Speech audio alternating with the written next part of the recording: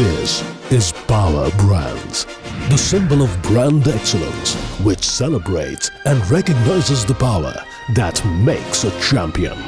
Welcome to the launch of Power Brands Global London International Forum for Equality Contentra Technologies USA presentation, a CICR Europe initiative and in association with Planman Media India. Ladies and gentlemen, my name is Adrian, and along with my colleague Ellen, we are going to be your hosts for this evening. We'd like to welcome you to the Kia Oval, home to the Surrey County Cricket Club since 1845. Could you please welcome back to the stage Mr. Arindam, Chaudhuri.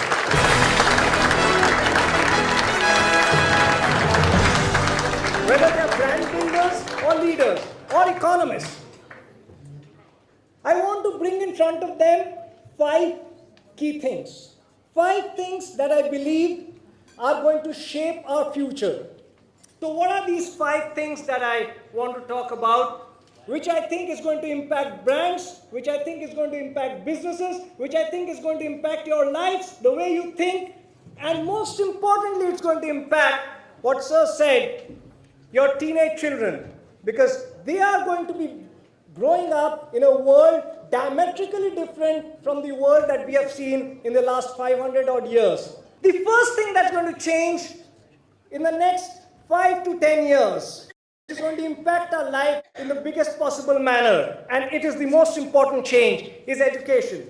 Education is going to become absolutely free all over the world. It's already become. If you want to go to one university, that's the YouTube University. That's the world's best university to go to. You've got every professor, the world's leading thinkers, thought leaders, from Harvard professors to MIT professors, you name one great thinker, thought leader, they're all there on YouTube, giving their thoughts free of cost. Today, access to education is the easiest thing for anybody. Not just that, the best of institutions are making actually education qualification free. So you can go to Harvard online, do their program online. They're not yet giving a master's degree, but they're giving a mastery certificate. Very soon they'll be giving master's degree. MIT, Yale, in a lot of subjects, they've already started giving master's degree free of cost online. The second thing that's going to change in the coming future is that this world is going to see equalized wages. Wage differentiation is going to go away. The third thing that's going to be extremely interesting, and people at times laugh at it, but I've been doing a lot of studies on it and I believe in it. The health is going to dramatically change. The world's leading researchers and scientists are working day in and day out to reverse age. They are finding out nanobots to be put inside your body, which are going to take care of almost every ailment that you have. And with a healthy world, with people not dying, I mean, it's going to impact all our lives. Many of you sitting there might think that 50 years with the same wife was easy. 150 years, you got to think. So families, marriages, all concepts would be challenged and broken down. The fourth key thing, which I think really divides this world, is the exploitation of women that we do across the world. I believe with the kind of social network impact, we are going to take less than 20 years from today to see women being really equal to men. And that is going to change the society in a very, very big manner. And lastly, my friends, one of the biggest divisive forces in this universe is the man-made creation called religion. Imagine a world with equalized wages. One of the key reasons why people pray, they may say anything, is that they want prosperity. And when they see the world more equal, when they believe actually that they are getting paid what they are worth, and they don't have anything else to be too jealous of, the reasons for prayers is going to go down. And imagine a world Similarly, we have access to education, health not being a reason to worry, gender equality, equalized wages, and diminishing religion, and hopefully one day eradication of that vast concept called religion. If you want to be a part of the future and remain a big brand, you've got to be a part of a thought-changing, thought-leading process, and this process has to take care of these 5 things. Ladies and gentlemen, can I please welcome to the stage Professor Rita Chaudhuri.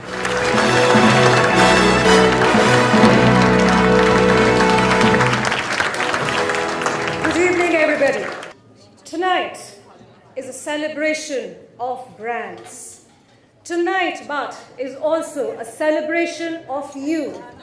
You, the brand makers who dared to dream a dream. You, the brand makers who dared to fail but never called yourself a failure, because as in life and so in boxing ring, you may get knocked out very hard. You may fall often, but the day you refuse to get up is the day you're declared a failure. And knocked out you all were. Fall you did very often. But what you did not do was refuse to get up. But before we start celebrating, let's ask ourselves a question. What is it so special about these brands? There are people who worship these brands. People love these brands. People wait in queues for days to see the new product being launched by these brands. Are they doing something different? Yes. For first, they have realized branding is no more what it used to be. Branding has changed. 4Ps definitely needs an upgraded version. Sex does not sell anymore. So then what sells? Well, speaking up about your beliefs sells this time. Sexism has given way to activism, and to prove my point, let's go back a few months where the Super Bowl was held. The largest gala for all advertisers and marketers, where you're paying at least $5 million for that one spot. And on that day, the biggest of brands did not sell their goods. But rather, they spoke about a cause they believed in. Audi did not talk about mileage. Audi did not talk about technology, but it talked about gender equality. Coca-Cola and Airbnb talked about their disagreement with Trump's immigration policies. And while the Starbucks CEO probably did not say it at the Super Bowl, but he wrote an open letter to his staff pledging to hire 10,000 refugees standing up against Trump's immigration policies. These are the brands that are being loved. This is the branding. This is the activism that is working. And only the brands that are making a difference will survive. Talk of Tom Shoes, talk of Warby Parker, they are making a difference. You buy a pair of shoes, you buy a pair of glasses, they will donate a pair to somebody in need. And they are loved by the new generation. You talk about Patagonia. 2011, Patagonia comes out with an ad which says, "Don't buy my jacket." Now, advertising is supposed to sell products. And here was an advertisement telling, "Don't buy my jacket." Because Patagonia believed in the environment, and it said, if you can repair it and wear it, don't buy another jacket, save the planet. And that's what has worked. And these are the kind of brands that will survive today. Purpose before profits. For my dear friends, rules have changed. The good guys no more finish last.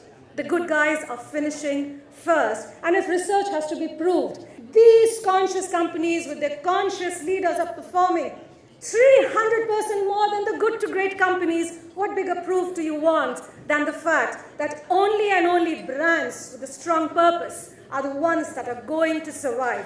And today, we are going to launch a book which is filled with these great brands that have believed in a purpose. And together, they're changing the world.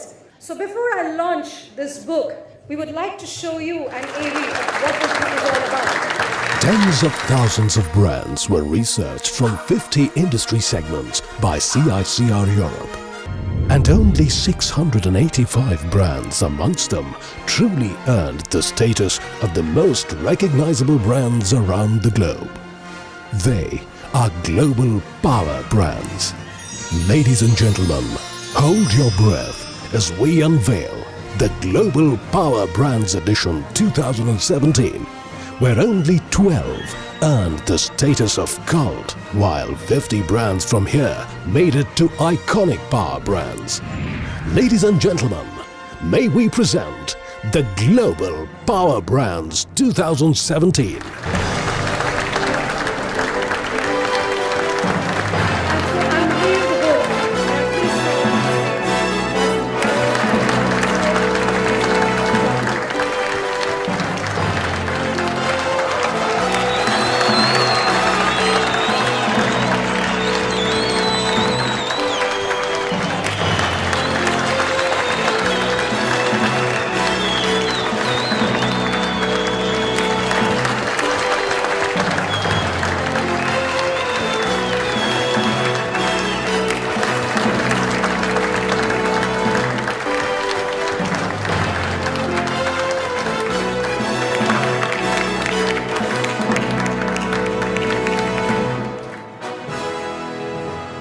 Today, I'm going to share a story of a man who has only given. In the second week of January of 1958, Malay Chaudhuri arrived in Leipzig with a scholarship from Calcutta University to study Indology. In less than 10 days of his arrival, he heard an announcement that the successful implementation of the German 5-year plan had resulted in the prices of many consumer goods being reduced and the wages of certain categories of less paid workers being increased. That was the moment. He realized that he must study national economic planning instead of Indology to understand how, while wages increased, price of goods could reduce, unlike what common economics suggested. At this London International Forum of Equality, today we are very proud to launch Dr. Malay Chaudhuri's tribute to equality through a book which is a forceful case for an exploitation-free world, with a maximum wage ratio of the highest paid to the lowest paid worker at 3:1. The name of the book, What Marx Left Unsaid. And to launch this book, may I please invite on stage Professor Arindam Chaudhuri and our very, very dear Dima Jabovi to please come on stage. But before that, can we have a small message from the man himself who could not make it?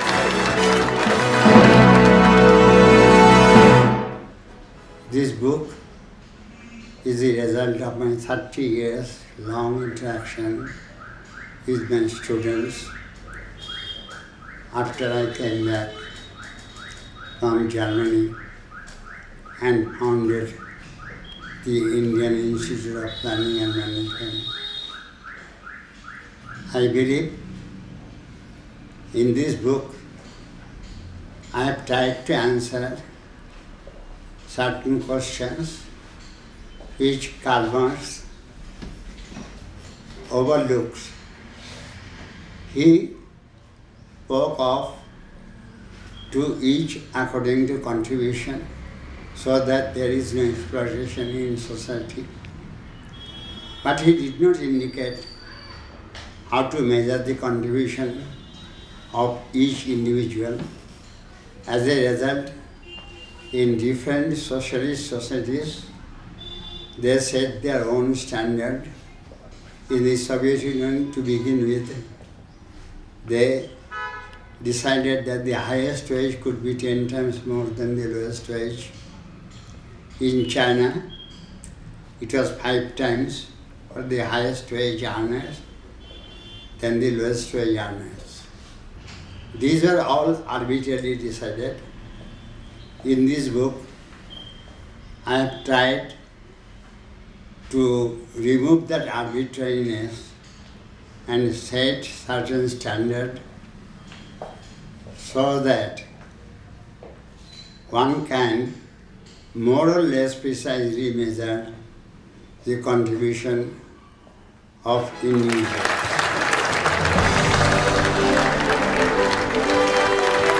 Please have on stage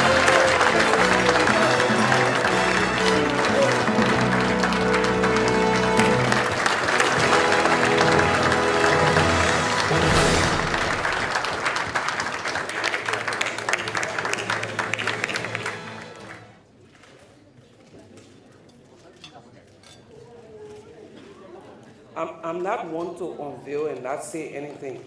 In as much as I'm not an economist, I'm a peace activist, and once I see economic justice, I recognize that this is something that is important in our world. A month ago, I came back from Mozambique. If you know Mozambique, you know that it's one country in Africa that went to peace 22 years ago. 22 years later, they've gone to war. We've just launched a new program at Columbia University, myself and some others at the Earth Institute. And we've done a research, or we started a research looking at why Mozambique went to war, the missing piece of peace. And we recognize that the absence of women was one factor. And the second factor, economic justice. And I think in the world that we live in today, people tend to forget that if we do not have economic justice, we can definitely not have a peace. I pronounce or declare this book duly launched.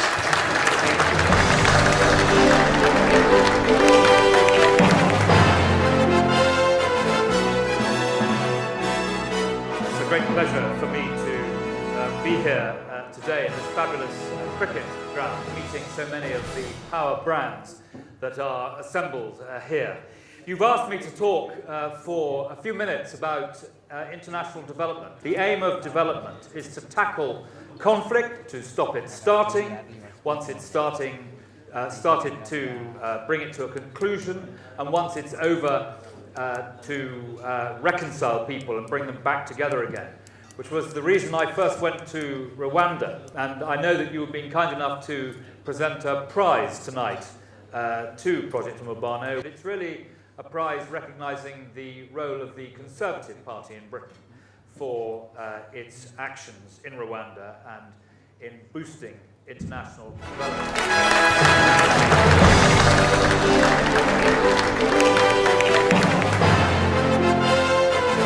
It's great to be talking about this issue here in London. The Mayor, Sadiq Khan, I think would definitely agree with me that it is one of the truly great global power brands in the world. And I know that Sadiq would really wish me to welcome everybody here this evening, but also in particular all those who have come to London who are not from London for this evening, and also to thank the Oval for their hospitality as well.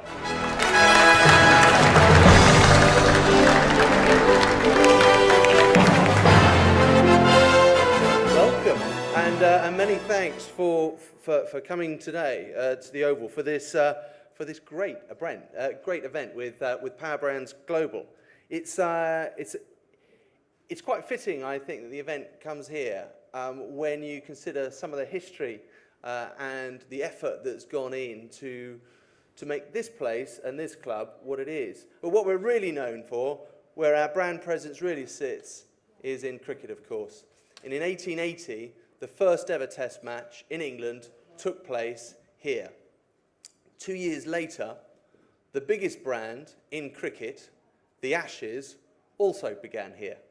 That was the first time that Australia had ever beaten England in a Test match.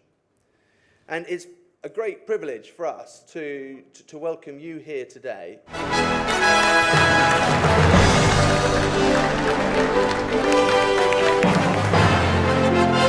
It is amazing how one individual and one experience can change your life. And so Andrew twisted my arm to come out to Rwanda and put me at this school in probably one of the poorer parts of Kigali. And there are 83 children there. There are now 343 children have turned up to this school because it's sort of a nice school.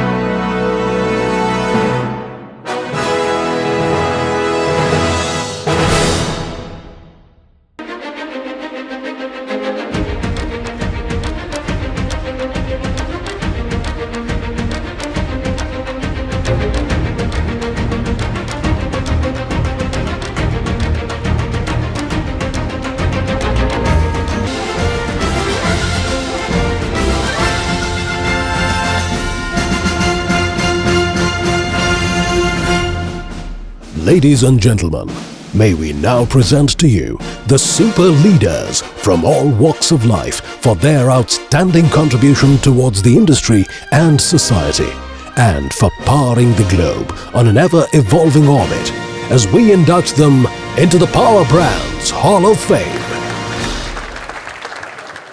Ladies and gentlemen, our first award in this section is given to a woman who to many of us will need no introduction.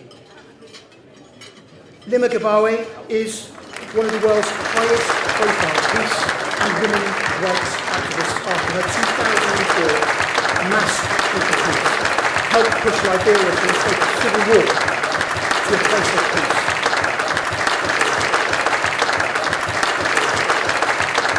Thank you so much. I'm excited because tonight you're celebrating brands.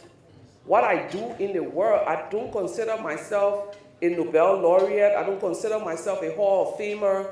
I consider myself a disruptor, an interferer. And what I do with the young people that I work with from here in the UK a few weeks ago at the Winchester University and other parts of the world is to tell them to find their brand. And what brand do we want our children to have in this world? It's not the brand that says it's okay to be rich and forget about the poor. It's the brand that says you have to be a disruptor. Turn discrimination upside down. Turn sexism upside down. Turn racism upside down. Use your voice. Be your personal brand. So as we celebrate Power Brand, I'm asking each and every one of us in this room, have you identified your personal brand? Because my personal brand is to interfere. Thank you. Is one of two wicket-keeping batsmen here this evening. Although I hope Alex Stewart will forgive me for saying that it was Kumar that was described by Brian Lara as the best wicket-keeping batsman. But tonight, Kumar, it's not your cricket that we're here to say thank you for, but it's your support for the Sri Lankan-based charity, Foundation of Goodness. On behalf of Kushal Gunasekera and the Foundation of Goodness, Kumar Sangakkara. Thank you very much. Ladies and gentlemen, I've been peripherally involved with the Foundation of Goodness since the year 2000. I became a trustee soon after, but we started in a very small way with about 150 families that we supported in a small rural town in the south of Sri Lanka. We have a generation of children who've lost a lot, who are scarred, but it is through them and the changing of their lives that I see the future growth and prosperity of our country. So that is hopefully where we will be. And, you know, we all give for many, many different reasons. Some of us give because we want to give. We're programmed to give. Others give because it's tax deductible. And some give because we all want to stand up here and receive an award. Who knows? But my theory is that please do give. So thank you for this night and thank you for the opportunity.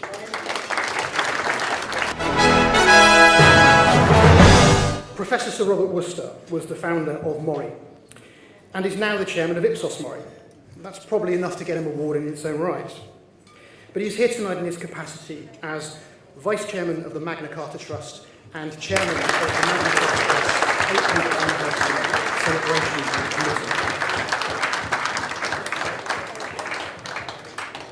Committee. Magna Carta is a power brand, and long may it be so. It is certainly in my country of birth, my adopted country in Great Britain, and I know in India.